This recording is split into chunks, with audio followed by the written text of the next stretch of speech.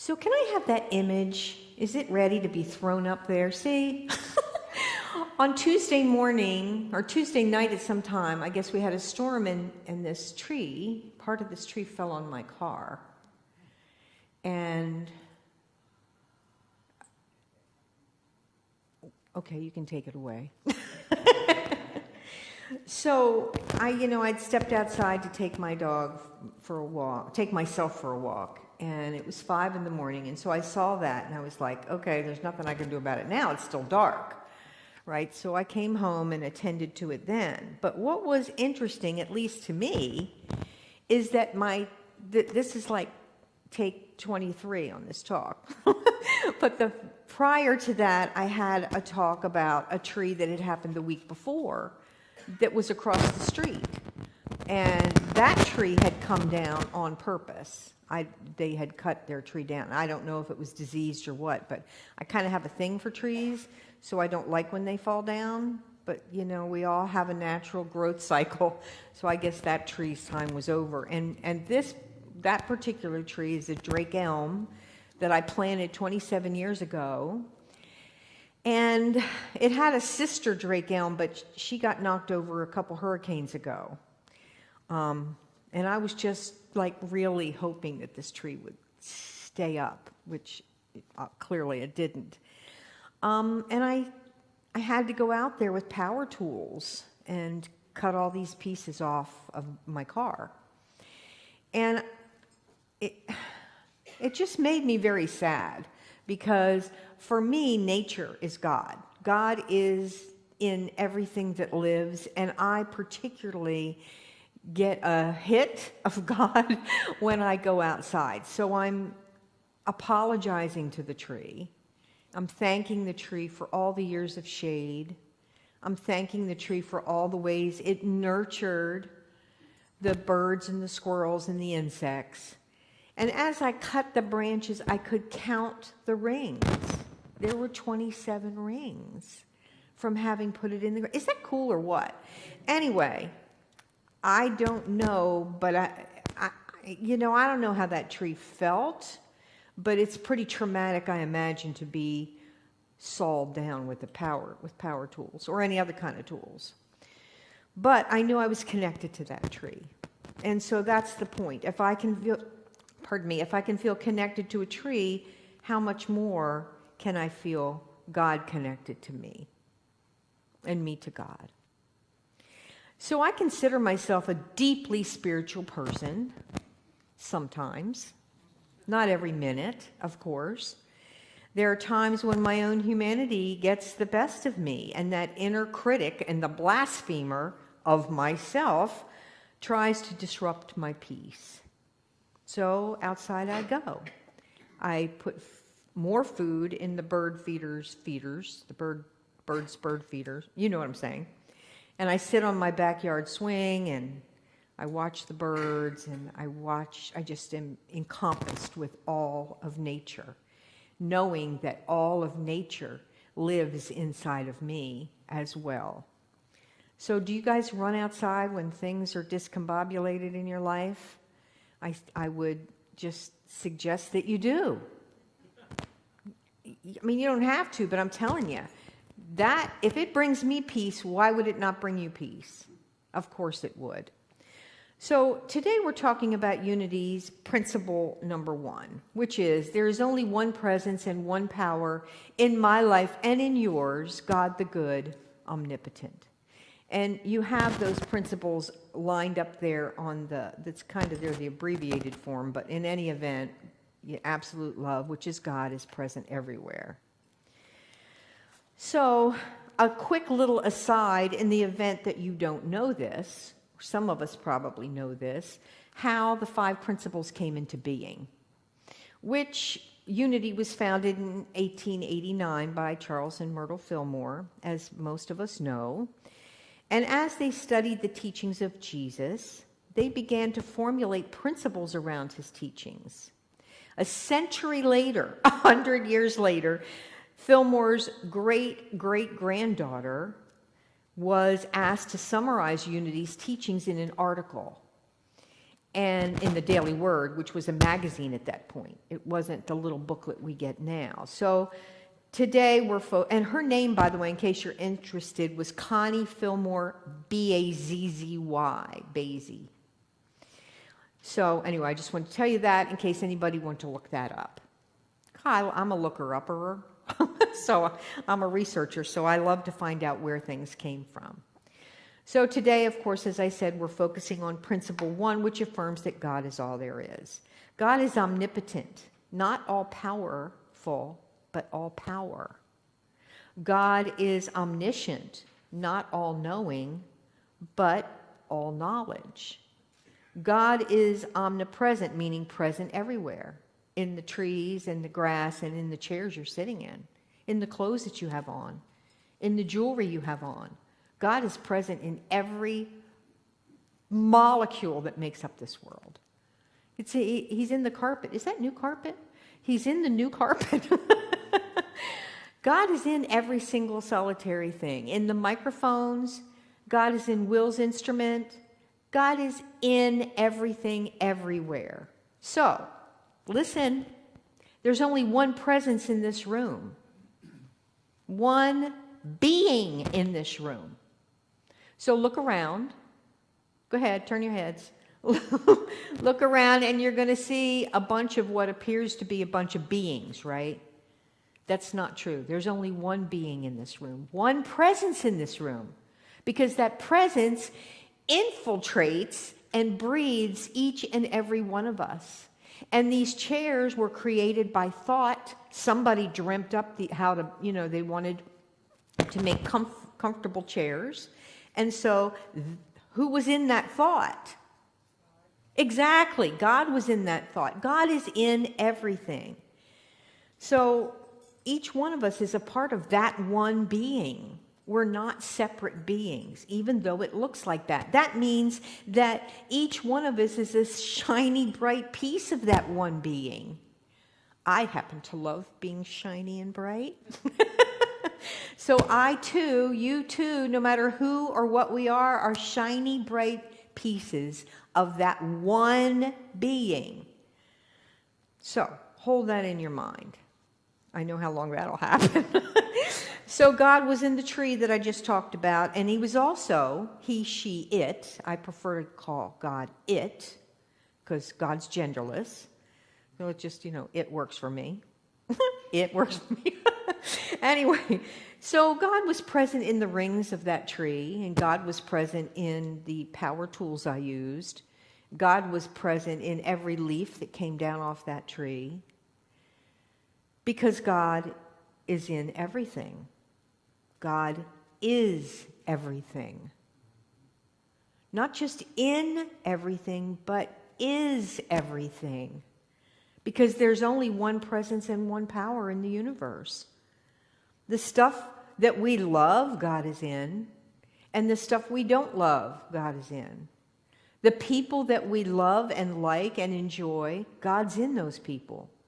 And the people that we do not like, we could probably raise our hands and shout out a few, but we're not going to. God is in those people as well. God is love. God is in the dislike and the like. God is in the creativity. God is in the intelligence that humans express. God is everywhere present all the time. All the time. According to Ellen Davenport, do you know who she is? She wrote... she has the most accessible book on the 5 principles. So if you want to really know about the 5 principles, it's a tiny little book. It's called, I don't know what, but her name is Ellen Davenport, Debenport.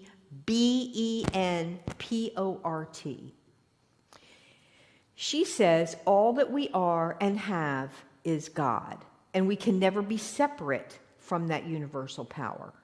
That's very comforting to me. How about you? Doesn't that make you feel kind of safe and secure to know that God is in everything? Humans have always sensed and deeply intuited, always, all the way back to caveman times, that there is a powerful, though invisible, foundation upholding the universe. We've read about it in history books. We've seen pictures of it on cave drawings. We've seen rituals around births and deaths. And it's even in song and dance. God is everywhere. Do y'all know who Bill W. is by any chance? He wrote the book, The Alcoholics. Well, he was one of the authors that wrote the big book of Alcoholics Anonymous. And he said, God is either everything or God is nothing. God is everything or God is nothing. There's no in between. God is everything or God is nothing. I mean, when I was ordained, this is a little side story. We walked up on a podium, and we met the CEO, and she ordained us and put the stole around her, And each one of us had our name up there, and we chose a quote. Some people chose Bible quotes. I don't really know what other people chose because it was all about me, right? So, but my quote is, God is everything or God is nothing. And that is what runs my life. That's what undergirds the foundation of who I am. All right, now that I'm all done that. So, to me, I love this. The mystery of God is what is so intriguing. In fact, when Nancy and I communicated on Friday about an image that might work for this talk, I said, go outside and find God and take a picture of it. And so we had a little laugh over that.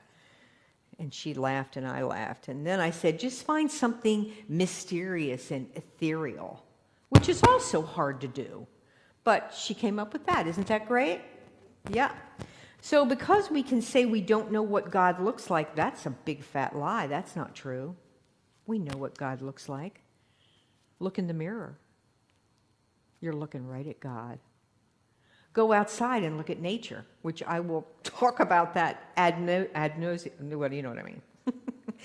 Look at each other.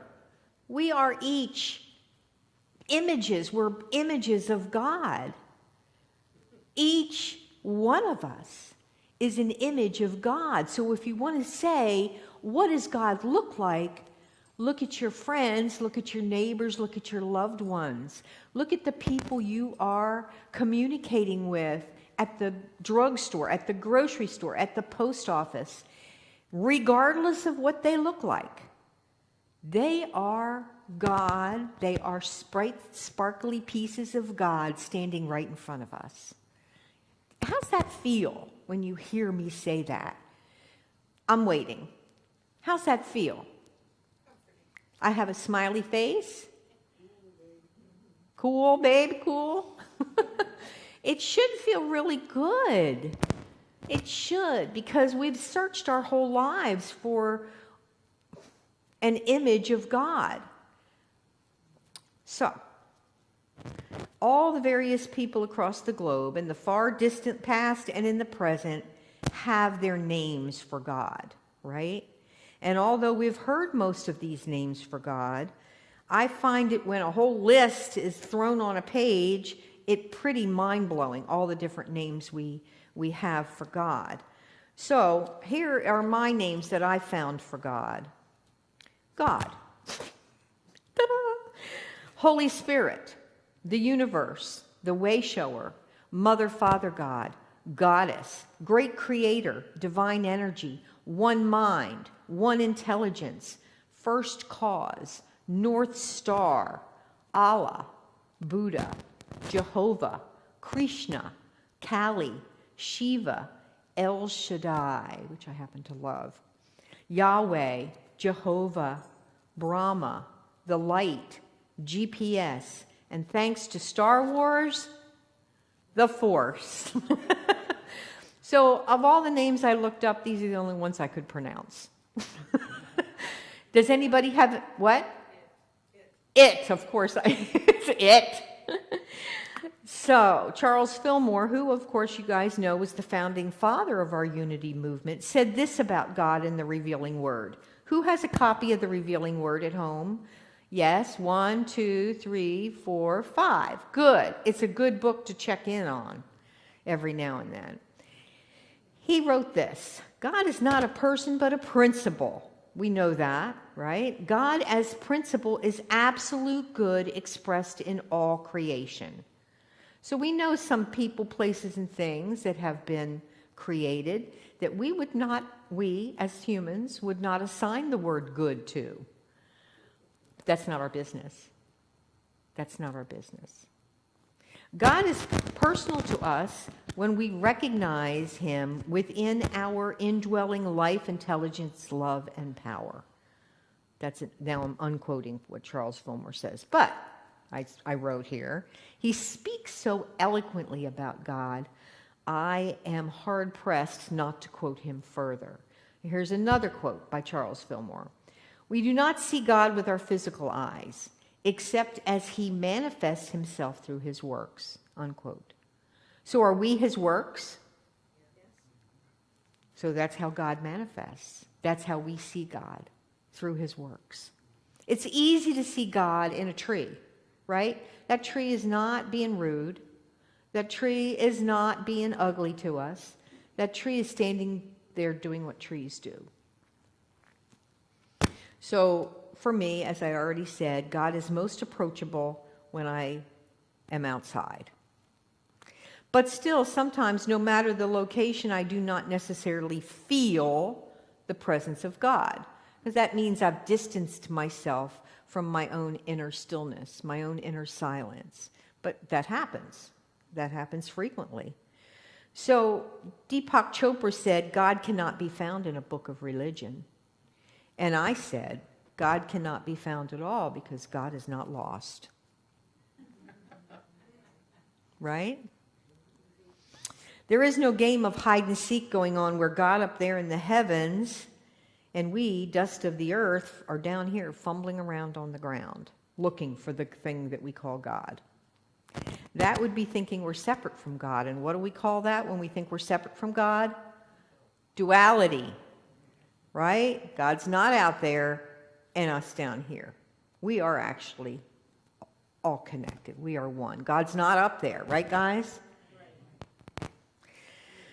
So blessed are we who have been taught that a search for God is not required because we are spiritual beings, energetic beings, vibrational beings, which I happen to love having a human experience. So we're never, ever, or could be disconnected from God. We can step away from God, but do you think God is staying right here while we step away from God? No, God is with us. God stays with us. There were 22 years of my life when I was unchurched and totally PO'd at God. I did not pray. I did not talk to him. My Bible got that much dust piled on top of it. Did God leave me? I left God. So, when I first began attending a Unity church many, many years ago, I remember sitting in the pew, listening to the minister. Do you remember this minister, Will, I was listening to? We both do. And I was looking around at other people who seemed to get what she was saying. And they were nodding their heads, smiling at this little bit or that. And it's like they all had headphones on that translated whatever she was saying into understandable English. I didn't have those headphones. I was in a foreign country hearing a foreign language and unable to really grasp it. But I kept coming back week after week. I attended every class. I did everything and just trying to get this one power and this one presence thing. Because if God was a presence, I pondered, where was this presence at? Because I just didn't get it. But because I was willing and receptive and became more and more ever so slowly waking up, becoming more aware, I knew that by asking I would receive. So is this how it happened for you? Did the presence arrive in one fell swoop? Or did it creep in bit by bit? William James, who wrote Varieties of Religion, said that's called the intellectual variety. So I had the intellectual variety until I did have a swoop-in experience.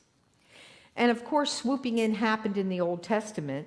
Remember Moses in the burning bush? That was a wake you up moment, right?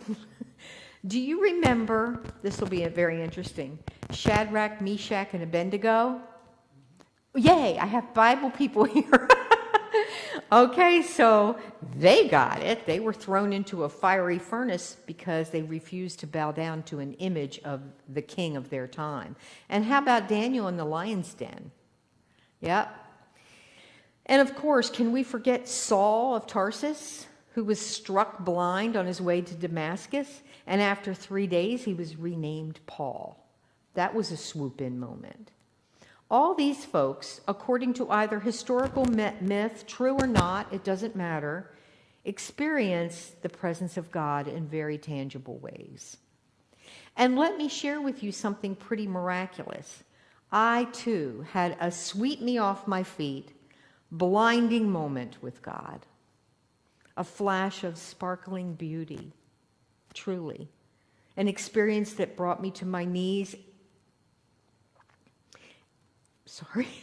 and caused me to say yes to whatever I was guided to do. And I felt the knowing, and I felt the joy that only that kind of an experience can bring. So even though I had crawled along doing the intellectual variety of awakening, it actually, I guess I had to reach a certain point. God finally swept in and said, ta-da! Well, I didn't actually hear da-da, but... And so we already spoke about William James, who wrote the variety of religious experiences, calls the slower way the intellectual way. And allowing it to seep in bit by bit may keep it burning longer, right? We might have that burning in our heart to continue to want to learn more if it comes in slowly. Charles Fillmore tells us that as we spend time in inner stillness, be still and know. You guys know how I feel about being still and silent and know. The awareness of spirit within one's own being manifests as increased life, increased peace, increased love, and a deep sense of spiritual joy. Growth can occur to the point where we can sense its presence almost constantly. I do not sense its presence almost constantly unless if I'm inside my house. I've told you guys this before, I have all kinds of little hacks to remind me of the presence of God. I have bells hanging down in every doorway, so when I walk past them, I touch them, and then I stop and say, thank you, God, for reminding me that you're in me, that you're breathing me, that you're beating my heart. I mean, I have fringe that hangs down. I have all kinds of things to bump into to remind me, because I don't remember. Humans have built-in forgetters, right? Built-in forgetters. We can't help it. But, you know, we're also, most of us that are sitting in this room are very eager to sense the presence of God. Anybody here willing and eager to sense the presence of God? It'd be a good idea to raise your hand about now. Thank you. And so a lot of people will say to me, but how? How do you do that? Well, I just gave you one example. But here's the way to recognize God's presence more often. And for many of us, and of course I'm speaking mostly for myself, I have to make a commitment to wake up. A commitment. I have to dedicate myself to waking up. Again, I have a built-in forgetter. I forget that I've dedicated myself to wake up. You know, do I have Alzheimer's? I just wonder. Because it's the very most important and meaningful thing that we can do in our entire lives is to wake up. Like there's nothing else more important than that, than to wake up. Actually, waking up is a way of being. It's a way of breathing. It's a way of infusing all the cells of our body to wake up. Wake up. And as a caveat, I have to tell you it's not easy. That's why I have all these little tricks around my house. It's not easy. But you know why? It's because our lives are so slammed with things that distract us, right? I mean, there's not a moment that we're not distracted. We have to bring ourselves back, bring ourselves back, bring ourselves back, like 1,000 times, bring ourselves back. We may think we're waking up to the presence, and the one power would be a priority. We would think that it would.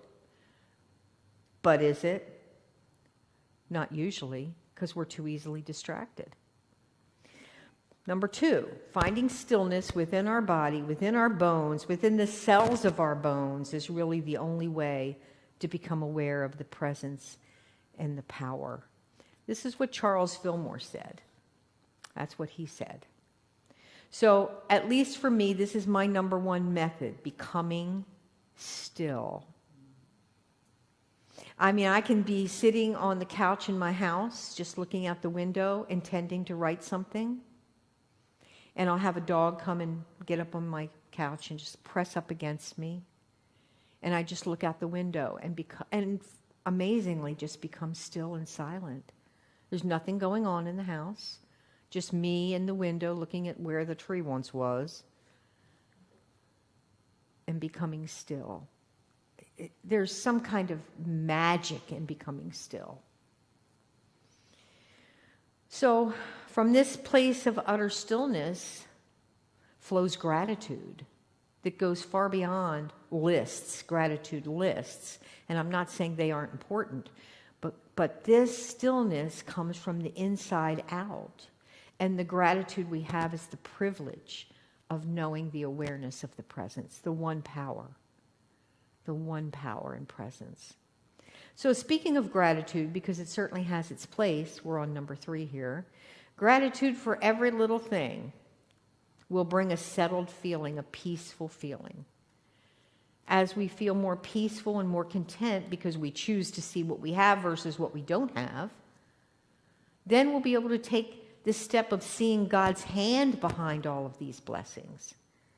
Like, I'm grateful that when I stuck the key in the ignition and turned, it turned over and it came and it got me here. Right? Do you guys pay attention to that? Right? And I didn't run into any traffic. Everything is a blessing. Even the littlest things, a glass of cold water is a blessing. Or a bowl of warm soup. A good night's sleep, which I got last night. Woohoo! A clean, available bathroom. Right? Everything, in anything and in everything, say thanks.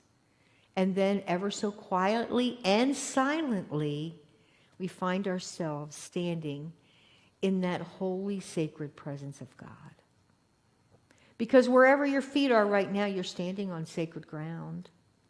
Because you are sacred. So of course your feet are sacred. And this brand new carpeting is sacred. We are sacred beings standing on sacred ground. If we can just remember that one thing, then we'll have a sense of gratitude. We'll be in this stillness. We'll be in this silence. So remember that nothing is coincidental. Nothing. You're not here in this room by accident, and neither am I. God is present everywhere and in everything. So when we find coins on the street, pennies from heaven, when we feel at peace even in the diagnosis, or when we move once again to chase a job and instead we find the love of our life, that's what we call divine order. And God's hand is in everything because God is everything. Almost done, guys. Ralph Waldo Emerson said this. I'm going to read it 2 or 3 times because it's so perfect. Though we travel the world over to find the beautiful, know that we carry it within us or we find it not. Lovely, right? Though we travel the world over to find the beautiful, know that we carry it within us or we find it not. Lovely, isn't that? I wish I could write like him. This level of seeking goes beyond any other kind. When we want to be aware of the presence of God, that wanting, that desire rides underneath our skin at the very center of every breath, in the center of our daily life, because it is within our very being. It's a dedication